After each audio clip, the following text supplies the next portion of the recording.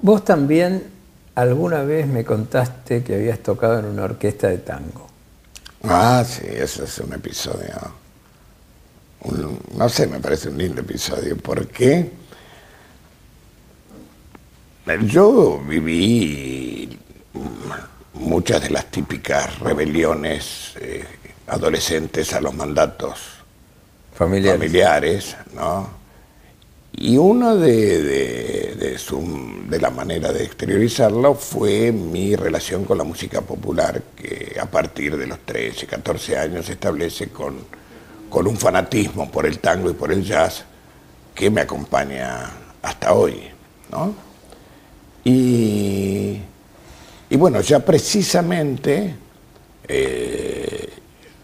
en una época en que tocaba en la orquesta de cámara Juan Sebastián Bach, que dirigía Kurt Pahlen, tenía la necesidad, aunque fuera una sola vez, de tocar el violín en una orquesta típica. Y no le debe haber caído muy bien a tus maestros. No, para nada. Pero era casi para los que lo sabían, porque era un hecho tan vergonzante que era que nadie quería mencionar. Era ocultado. Pero yo de todas maneras distribuí entre una cantidad de compañeros de la música la información de que quería tocar en una orquesta típica y el pedido de que cualquier información que me pudieran dar acerca de la búsqueda de un violinista para cualquier orquesta, yo la estaba esperando. Y de pronto me llegó a los 15 años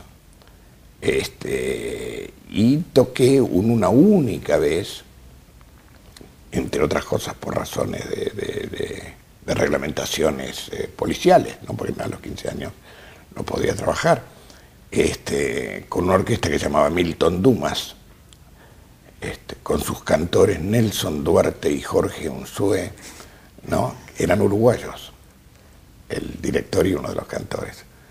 Y toqué en el Club Terremoto de Barracas, donde se presentó con, no recuerdo cuál era la jazz. Parece la antítesis de Sergio Renán, que después conoce la gente, ¿no? Absolutamente. Y bueno, de esa noche tengo un recuerdo muy preciso y muy divertido. Además fue una experiencia muy divertida para varios de mis amigos que no querían perderse esa noche y que me acompañaron. Y bueno, era un mundo muy, muy distinto al habitual para mí, ¿no? Pero algunas de las cosas que había oído decir, de ciertos rituales, de ciertos códigos que funcionan en el ambiente de la milonga y que se reproducen hoy en día también con bastante aproximación, fueron comprobados en aquel momento y fue muy emocionante y muy lindo. Y además, en esa época había grandes violinistas en el tango. Siempre, Alfredo Gobbi, siempre ha habido, pero pienso Alfredo Gobbi, había Franchini. Sí, Franchini tocaba en la Orquesta Estable del Colón. Había dos vertientes, ¿no? En el tango. Bueno, Agri también tocó en la Orquesta Estable del Colón. Absolutamente. Claro. Llegó a ser concertino en algún momento. Eso no lo recuerdo, era uno de los primeros violines. Pero sí, obviamente el violín es un instrumento que en general requiere una formación que inevitablemente pasa por la música clásica. Por lo tanto, algunos de los mejores violinistas del tango lo fueron después de una preparación que inevitablemente debe haber incluido la música clásica, ¿no? Y no como en los primeros tiempos del tango que... Con Tito Roccatagliata. Claro, esos tipos que cuando terminaban en los tríos, terminaban todos a tiempo y se abrazaban en el momento que terminaban todos juntos, porque cada uno iba por su lado. Así es. Pero sin embargo, debería tener un gusto muy especial ese tango imperfecto, porque empezaron a caer a lo largo del tiempo un montón de violinistas que ya venían de conservatorio, ¿no? Es decir, no, la década del 10 al 20, ya en general son de conservatorio, como el caso de Julio De Caro, por ejemplo, ¿no? Seguro, Claro. seguro. Pero Julio De Caro, desde el punto de vista de la exposición de su formación y de su técnica, lo hacía con mucha delicadeza y pudor. Digamos que los solos de Julio De Caro eran solos más referidos a lo esencial que a la exhibición de las dotes técnicas, como lo que ocurrió posteriormente con Alfredo Gobi, Sí, que claro. era desde cierto punto de vista un violinista algo rudimentario.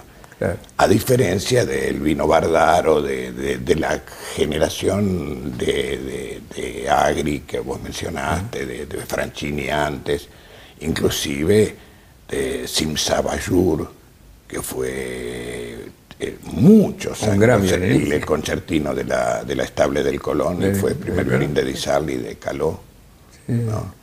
Bueno, a mí me gustaba mucho el tango y me sigue gustando, y me gusta muchísimo el jazz, ¿no? Pero, bueno, en el caso del jazz hay toda una época que es la mejor época del jazz en la Argentina. No sé si soy justo con lo que digo, porque ahora es una muy buena época del jazz en la Argentina.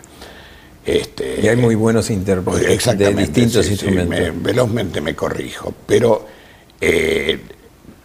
antes de este preciso momento, en los 60,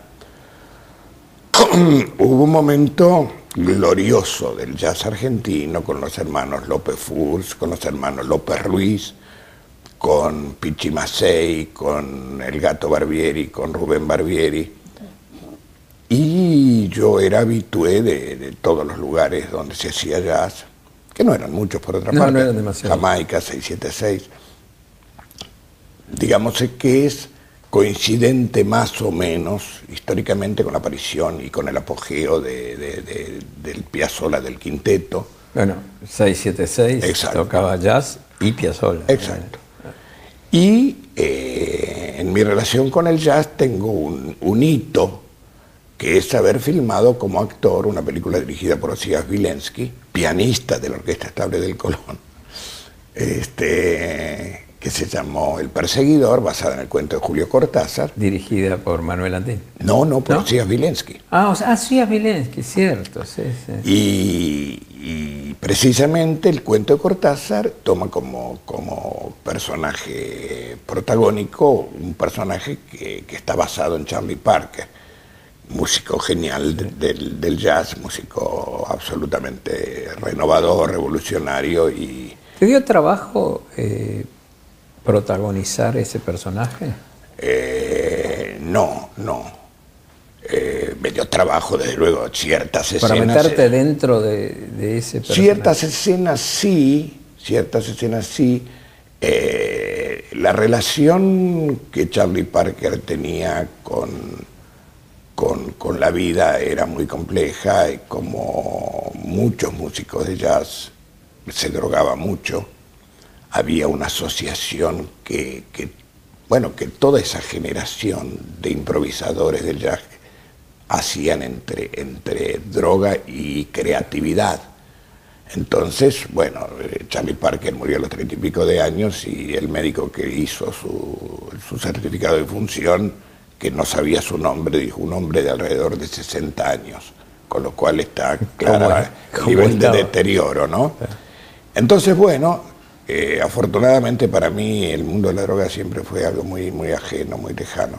Lo que yo te pregunto había varias escenas en donde estaba drogado el personaje, y esas son las escenas que más... Recordaba esas escenas. Pero ahí tocaba el Gato Barbieri, sí, y yo doblaba sus maravillosas interpretaciones. Y tu arribo al cine, ya vocacionalmente, cuando llegas al cine y haces una película tras de otra, porque esto ocurrió. Eso es... En los 60 era muy... 60 y 70 vos... sí, es tu época era, de cine, tanto como director que como un actor. No, como director comienzo en los 70, pero fui uno de los actores, digamos, representativos de la generación de directores de los 60. Dentro de esa generación me tocó filmar varias películas con Manuel Antín, ¿no? Que fue, desde cierto punto de vista, podría definirlo como mi director, ¿no?